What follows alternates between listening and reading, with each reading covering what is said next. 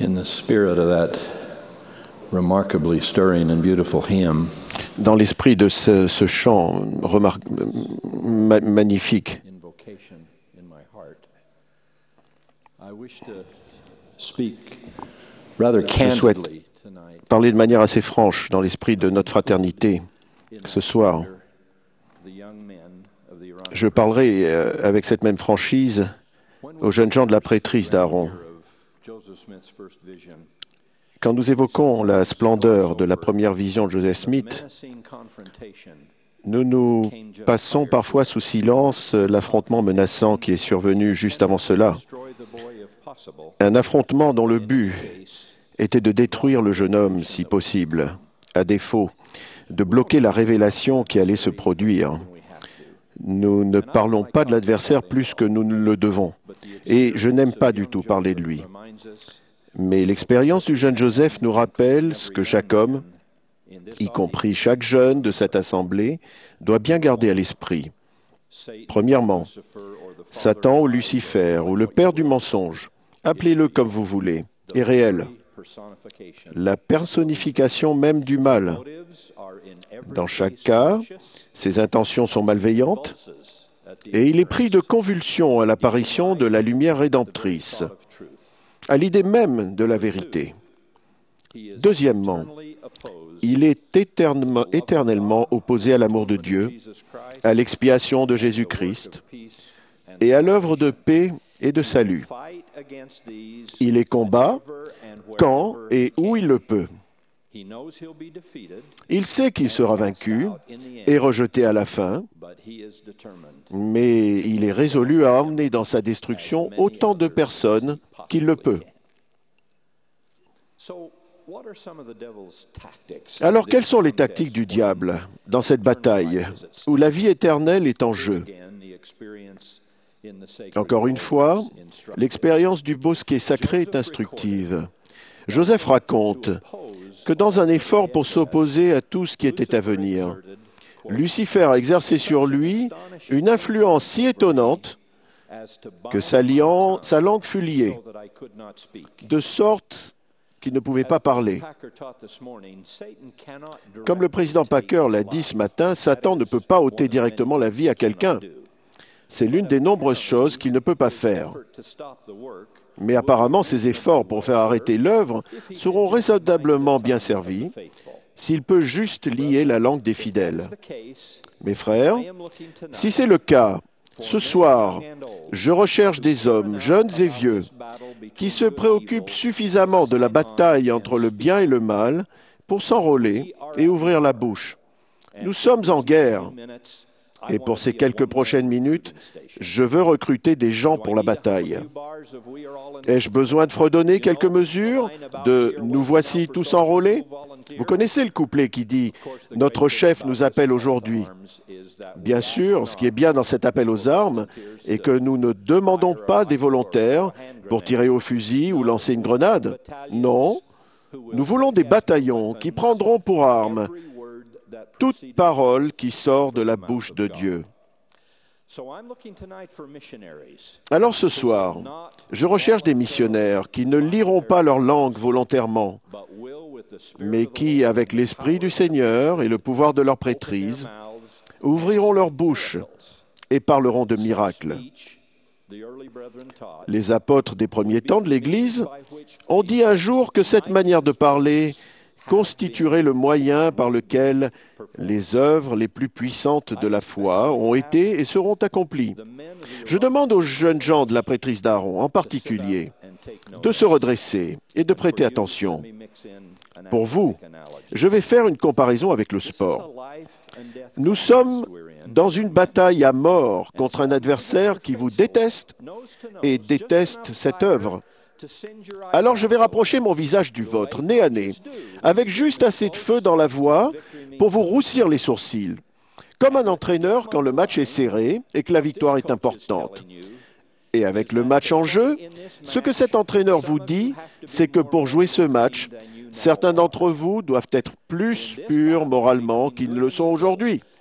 Dans cette bataille à mort entre le bien et le mal, vous ne pouvez pas jouer pour l'adversaire à chaque fois qu'une tentation survient, et ensuite espérer vous préparer au combat pour le Christ, au temple et en mission, comme si rien ne s'était passé. Ceci, mes jeunes amis, vous ne pouvez pas le faire. Dieu ne tolérera pas qu'on se moque de lui. Nous avons donc un dilemme, vous et moi, ce soir.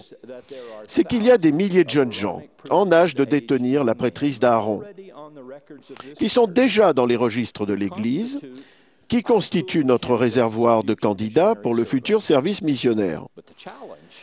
Mais le problème est de faire que ces diacres, instructeurs et prêtres restent suffisamment pratiquants et dignes pour être ordonnés anciens et faire une mission.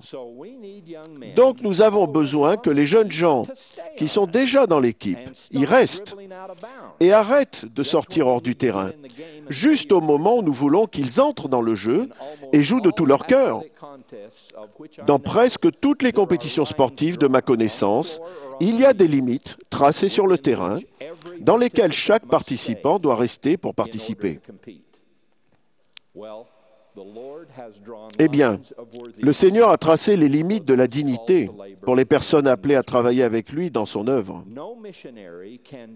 Un missionnaire qui ne s'est pas repenti d'une transgression sexuelle ou de l'usage de langage grossier ou qui s'est laissé aller à la pornographie ne peut pas ensuite demander aux autres de se repentir de ces mêmes choses. Vous ne pouvez pas le faire. L'Esprit ne sera pas avec vous et les mots s'étrangleront dans votre gorge quand vous les prononcerez. Vous ne pouvez pas parcourir ce que Léhi appelle des sentiers interdits et espérer guider les autres vers le sentier étroit et resserré. C'est impossible. Mais il y a une réponse pour vous à ce problème, au même titre que pour cet ami de l'Église vers qui vous irez. Qui que vous soyez.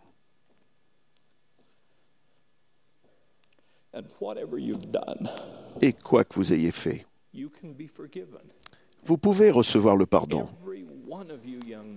Chacun d'entre vous, jeunes gens, peut laisser derrière lui la transgression, quelle qu'elle soit, avec laquelle il est aux prises.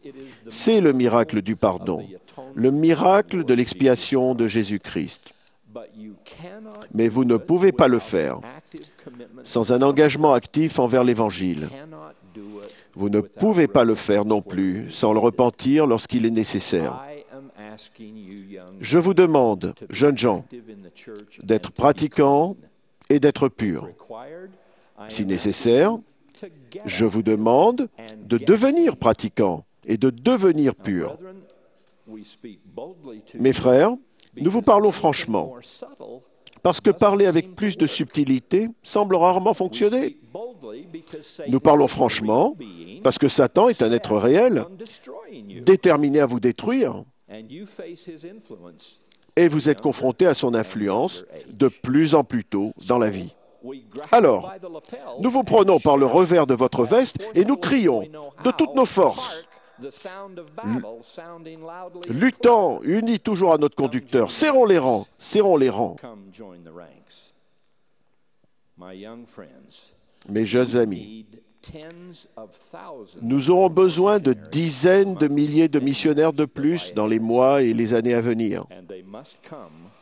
Ils doivent venir d'un pourcentage accru de détenteurs de la prêtrise d'Aaron qui seront ordonnés, pratiquants, purs et dignes de servir. Nous remercions ceux d'entre vous qui ont fait une mission, qui sont maintenant en mission, du bien qu'ils ont fait et des personnes qu'ils ont touchées. Soyez bénis.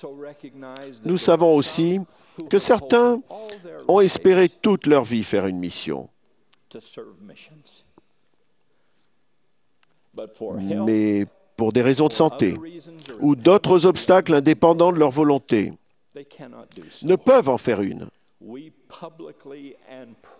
Nous rendons publiquement et fièrement hommage à ce groupe. Nous connaissons vos aspirations et nous vous félicitons de votre dévouement. Vous avez notre amour et notre admiration. Vous êtes dans l'équipe et le serez toujours, même si vous êtes honorablement dispensé du service à plein temps. Mais nous avons besoin des autres. Maintenant, vous, mes frères de la prêtrise de Melchizedek, ne souriez pas et ne vous calez pas confortablement dans vos sièges. Je n'ai pas terminé. Nous avons besoin de milliers de plus de couples pour œuvrer dans les missions de l'Église. Chaque président de mission les réclame. Partout où ils travaillent, nos couples apportent une maturité à l'œuvre qu'aucune armée de jeunes de 19 ans ne peut apporter, aussi bon soit-il. Pour inciter plus de couples à servir, la première présidence et le Collège des 12 ont fait l'une des choses les plus audacieuses et les plus généreuses que l'on ait vues dans l'œuvre missionnaire ces 50 dernières années. En mai de cette année, les dirigeants de la prêtrise dans le champ ont reçu la nouvelle que les coûts de logement pour les couples, et nous parlons seulement des coûts de logement, seraient complétés par les fonds missionnaires de l'Église si les coûts dépassent un montant prédéterminé par mois. Quelle bénédiction! C'est une aide envoyée du ciel pour la plus grande dépense à laquelle nos couples ont à faire face dans leur mission.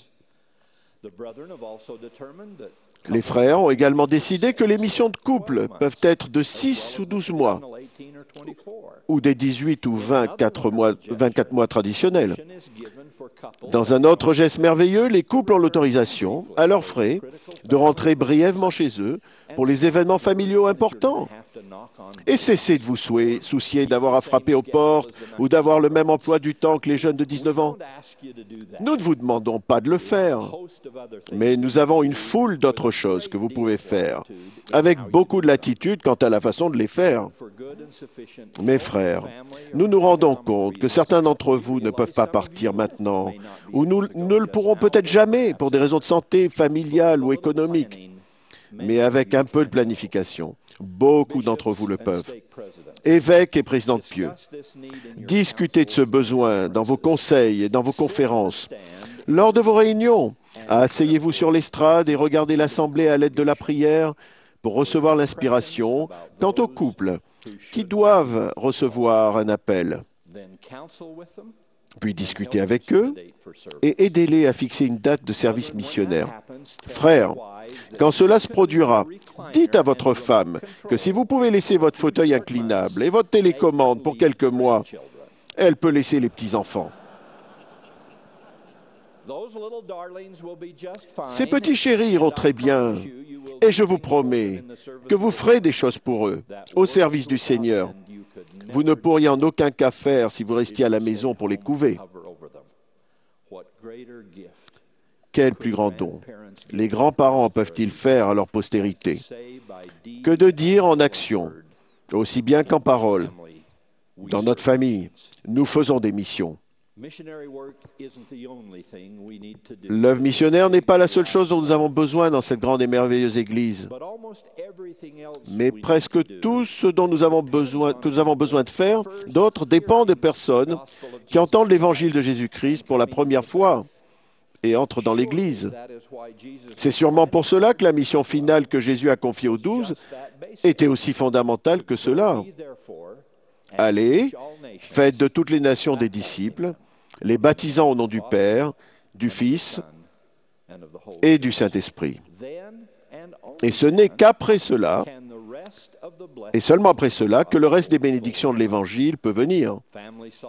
La solidarité familiale, les programmes pour les jeunes, les promesses de la prêtrise et les ordonnances qui conduisent au temple. Mais comme Néphi a témoigné, rien de cela ne peut arriver si personne n'entre par la porte. Avec tout ce qu'il y a à faire, le long du chemin de la vie éternelle, nous avons besoin de plus de missionnaires pour ouvrir cette porte et aider les autres à la franchir. Je demande à chaque homme, jeune et vieux, qui détient la prêtrise, d'être une voix plus forte et plus dévouée à l'Évangile, pas seulement contre le mal et celui qui en est la personnification, mais une voix qui parle pour le bien, pour l'Évangile, pour Dieu. Frères de tous âges, déliez votre langue et regardez vos paroles faire des merveilles dans la vie de gens qui ne sont empêchés d'accéder à la vérité que parce qu'ils ne savent pas où la trouver. Serrons les rangs autour du drapeau. N'hésitons pas, car il est si beau. Gaiement, avançons jour après jour, rentrons joyeux au foyer, foyer de l'amour. Soyons fidèles à nos couleurs. Rentrons joyeux, joyeux au foyer, foyer de l'amour. Au nom de Jésus-Christ, notre Maître. Amen.